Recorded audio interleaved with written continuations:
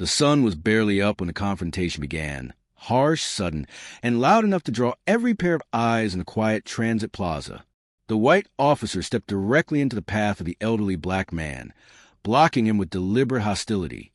His voice, sharp with superiority, sliced through the calm morning air.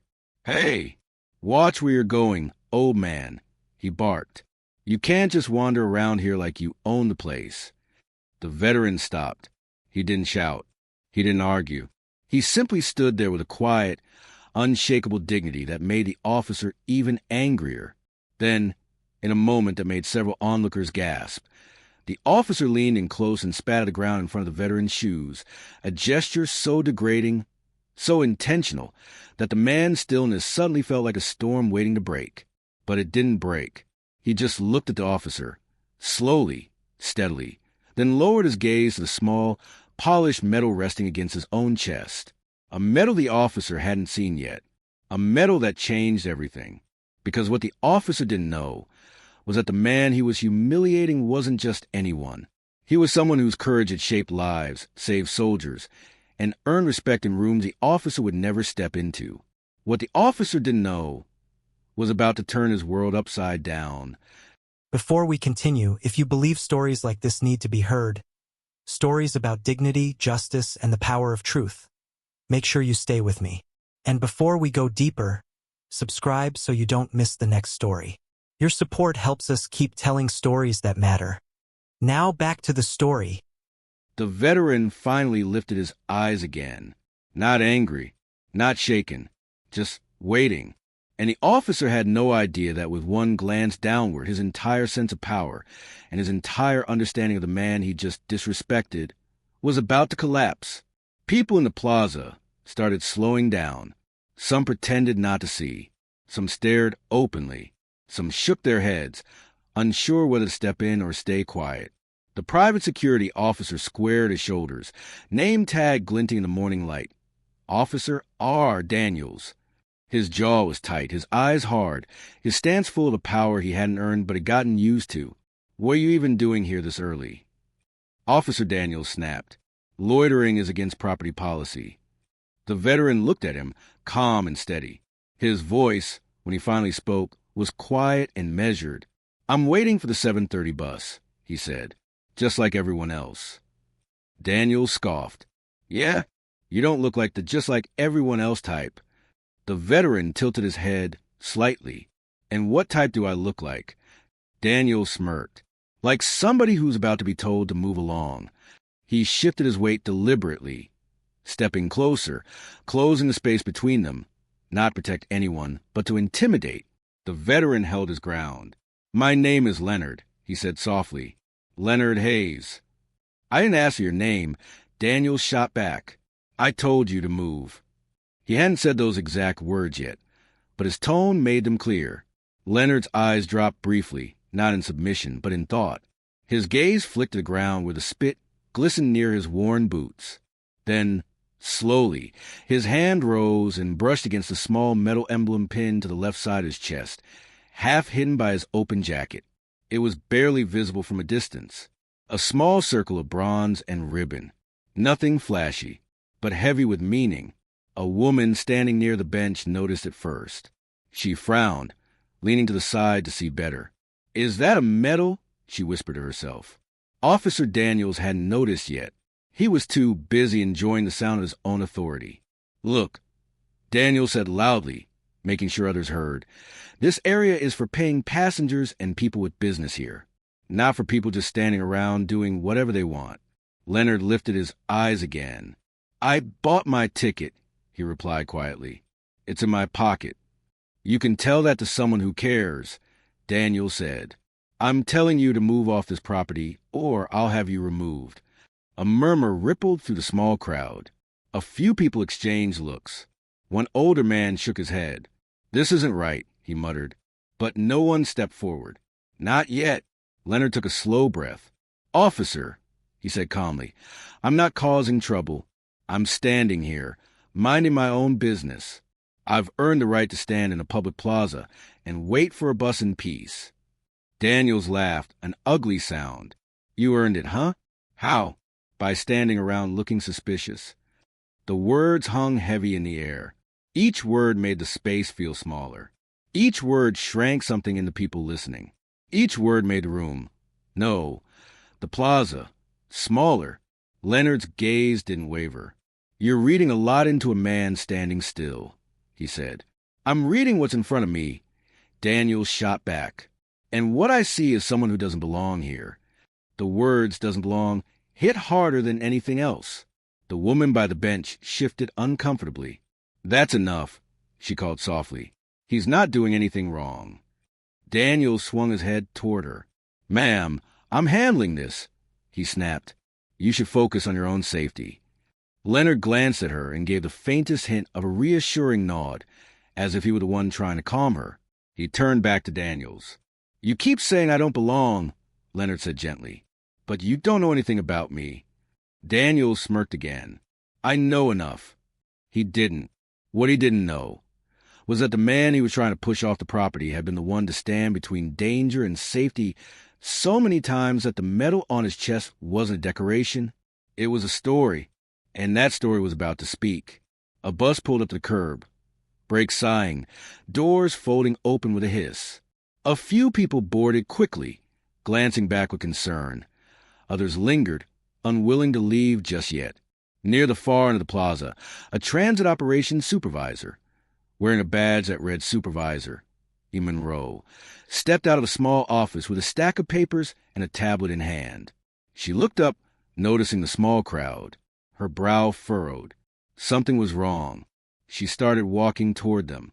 She was a second-force shadow, moving steadily across the plaza, someone who knew more about that medal than the officer currently shouting over it. Back at the center of the tension, Daniels took another step closer, lowering his voice. "You're going to walk off this property," he hissed, "or I'll make you." Leonard didn't move. He didn't raise his voice. He didn't change his stance. He simply said, "I've been forced to move off enough places in my life. I'm not moving from this spot because my presence makes you uncomfortable." Daniel's jaw clenched. "You're testing me, old man." Leonard shook his head. "No," he said quietly. "Life already tested me. You're just loud." A few people almost smiled at that. Almost. But the officer didn't. His face darkened. He reached out and shoved lightly at Leonard's shoulder, not hard enough to knock him down, but enough to send a message. A collective breath caught around them. That was the moment, the line, and whether people liked it or not, they had all stepped over it with him. "Don't touch him," the woman near the bench said sharply now, courage rising. "He hasn't done anything." Daniels turned his head, irritation written across his face. "Ma'am, if you interfere again, I can ask you to leave as well." Her mouth opened, then closed, torn between fear and conviction.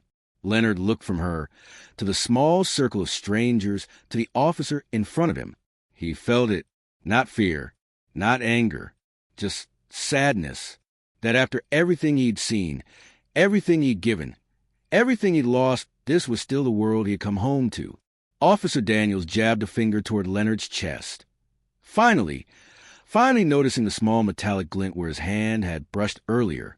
"What's that supposed to be?" Daniels scoffed. "Some kind of decoration?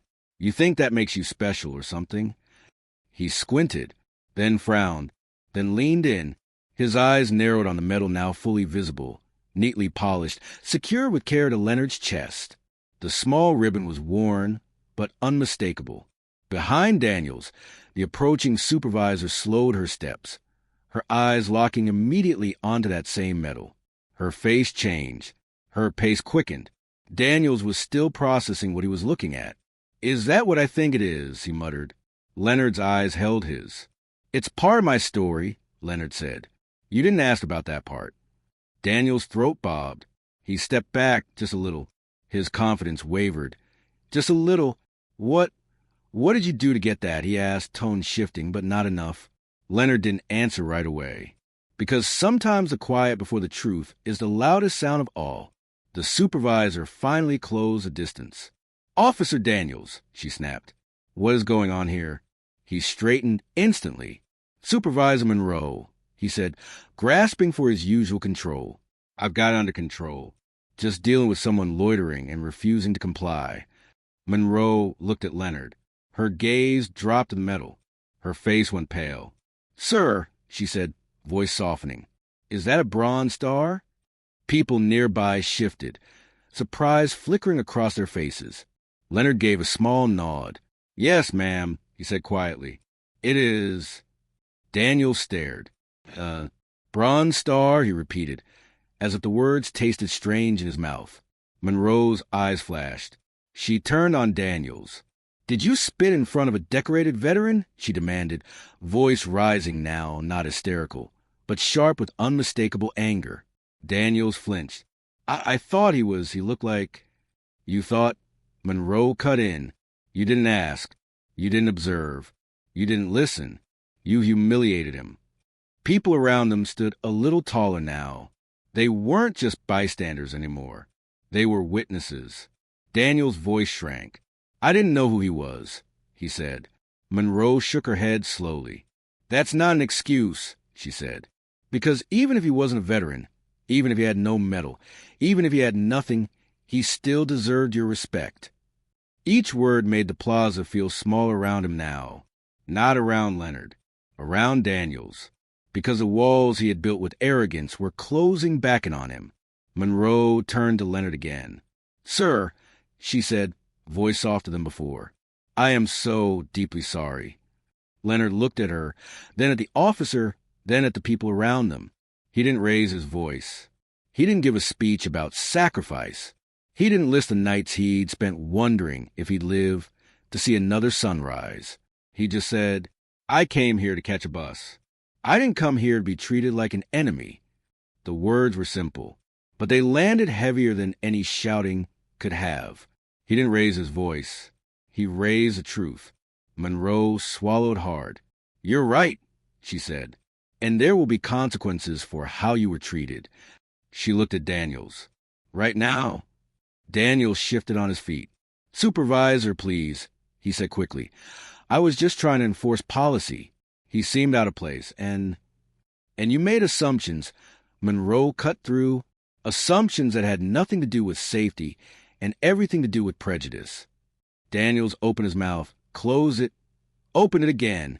"Are you suspending me?" he whispered. Monroe didn't flinch. "Effective immediately," she said. "Turn in your radio and your badge. We'll review the incident, including witness statements and security footage." Daniel's face drained of color. "This is ridiculous," he muttered, but his voice lacked the weight it once had. "You're choosing him over me?" Monroe didn't hesitate. "I'm choosing what's right over what's easy," she said. Daniels looked at Leonard, this time not with contempt, with fear. I'm sorry," he said, words stumbling over his tongue. I shouldn't have treated you like that. I didn't know." Leonard held up a hand. "Son," he said softly, "if the only reason you're sorry is because of who I turned out to be, then you're not really sorry yet." Daniel's eyes filled with something he hadn't expected to feel that morning. Shame. Real shame. He swallowed. I understand," he whispered. "I hope you do," Leonard replied. Monroe gestured. "Badge and radio," she repeated quietly. Daniels removed them with shaking hands, placing them into her palm. Then, for the first time, he walked away from a confrontation not as the one in control, but as the one exposed. The crowd parted around him. No one laughed. No one jeered. The judgment in the air wasn't loud. It was quiet, heavy, earned. Monroe turned back to Leonard. "I am so sorry," she said again. "Not just what happened, but that it still happens at all." Leonard gave a small, tired smile. "Things change slowly," he said, "but they do change if people like you make sure they do." Monroe nodded, emotion tightening her throat. "If there's anything we can do—" "There is one thing," Leonard said. "Anything." He looked around at the people gathered. "Remember that respect shouldn't be a reward for status," he said. "It should be your starting point with everyone." Monroe breathed out. "Yes, sir," she said quietly. "You have my word." The next bus pulled up with a deep exhale of air. The doors opened. Leonard stepped toward it. The woman who had spoken up earlier caught his eye. Sir, she asked softly. Yes. Thank you for how you handled this, she said. You shouldn't have had to, but thank you. He smiled gently. The world doesn't get better by shouting, he said. It gets better by standing. He tapped the metal lightly with 2 fingers. This doesn't make me more worthy of respect, he added. It just means I've seen what happens when we forget what we're fighting for. He boarded the bus. As the doors closed, the people outside saw him take a seat near the window, gaze steady, shoulders relaxed, not because the pain of what happened was gone, but because he had decided not to let it define him. The bus pulled away, and in the plaza, under the morning light, the small group that remained stood a little quieter, a little more thoughtful, a little less sure that things like mind your business were always the right choice. Supervisor Monroe looked down at the badge in her hand, then back at the spot where Leonard had stood. Respect cost nothing, she thought, but withholding it had almost cost him something priceless. She walked back toward her office, not just to file a report, but to make a plan, training, policy, accountability, change, because she understood now. This couldn't just be about punishing one man. It had to be about transforming the culture that made him think he was right. Later that night, Leonard sat in his small living room, the quiet hum of the ceiling fan filling the space. The metal lay on the table in front of him, the ribbon gently curled, the metal catching the light from a nearby lamp. He didn't stare at it with pride. He stared at it with remembrance. Names, faces, voices from years past, friends who never got to come home. He whispered to the empty room. People think this metal is about me, he said, but it's not. It's about all of us who tried to do the right thing when it was hardest. He picked it up, clipped it back onto his chest, and looked at himself in the mirror. An old soldier, a quiet man, a reminder. The confrontation at the plaza replayed in his mind, but what stayed with him most wasn't the spit on the ground, the shove, or the harsh words. It was a woman who spoke up, the supervisor who stepped in, the silence that finally turned into action. He smiled faintly. Maybe, he murmured, the world is still worth believing in. He turned off the light and sat down in his chair, letting the quiet hold him. He had been disrespected that morning, but he had refused a hand over his dignity. And that made all the difference, because in the end, it wasn't the officer's anger that defined the story. It was a veteran's grace. If the story made you think, feel, or reflect, even for a moment, remember this: how we treat people when we know nothing about them says everything about who we are. Respect doesn't wait for a title. It doesn't wait for a medal. It doesn't wait for proof. Respect costs nothing, but means everything. And if you believe that, share it, speak it, live it, because somewhere tomorrow morning, someone else will be standing in a plaza, or on a bus, or in a line, waiting to find out if the world still remembers how to be kind. And you might be the one who answers that question. Please like this video and make sure you subscribe to Black Justice. Share your thoughts in the comments. Your voice matters here,